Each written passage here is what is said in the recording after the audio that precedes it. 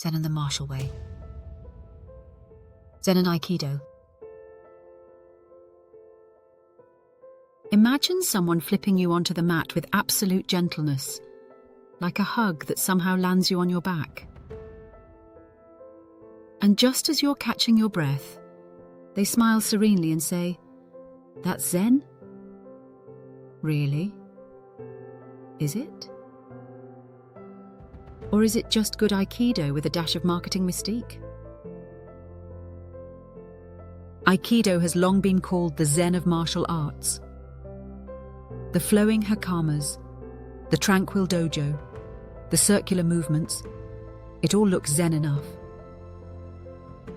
Add a bit of meditation before class, sprinkle in the word harmony, and voila.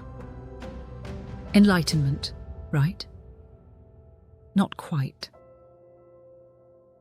What's actually going on here is a fascinating case of mistaken identity, one that reveals how easily we confuse spiritual aesthetics with spiritual essence. Let's start with the overlap, because there's plenty. Both Aikido and Zen talk about letting go of ego. Both seem obsessed with doing nothing while doing everything. Both encourage a kind of effortless presence, where mind and body stop bickering and finally get along.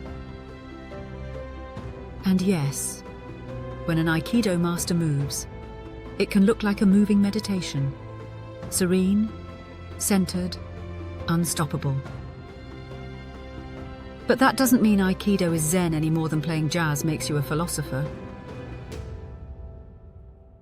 Zen, at its core, is not about harmony. It's about realization. It's not about handling conflict, but about seeing through the very idea of conflict. Zen wants you to awaken to the fact that there's no you in there doing anything. Aikido, on the other hand, is definitely about you, or at least the coordinated, ethical, and balanced version of you. Its founder, Morihei Ueshiba, wasn't teaching emptiness. He was teaching love through motion, grounded in the mystical ideas of Shinto and Omitokyo. His ki wasn't a metaphor for awareness. It was a kind of universal life force.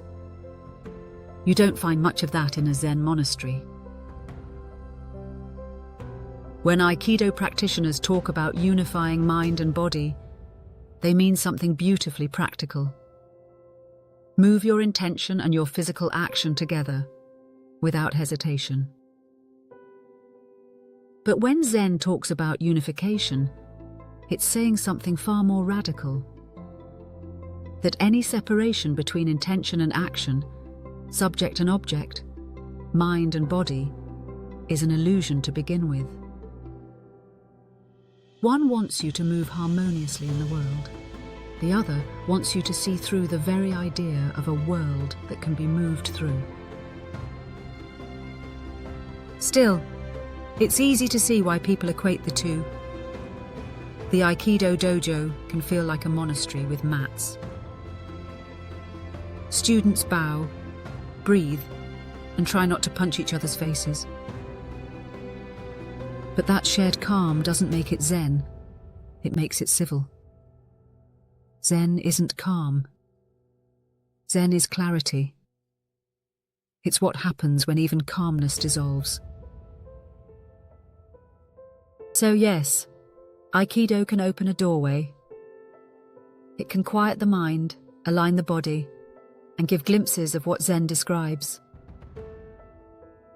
But let's be honest, it's still a martial art. You can find enlightenment on the mat, but that's accidental, like finding philosophy at a football game. Zen requires a teacher who points beyond every movement, every feeling, every hint of doing. Aikido teaches you to move gracefully through conflict. Zen teaches you there was never any conflict to begin with. One art harmonizes with the world, the other sees through it.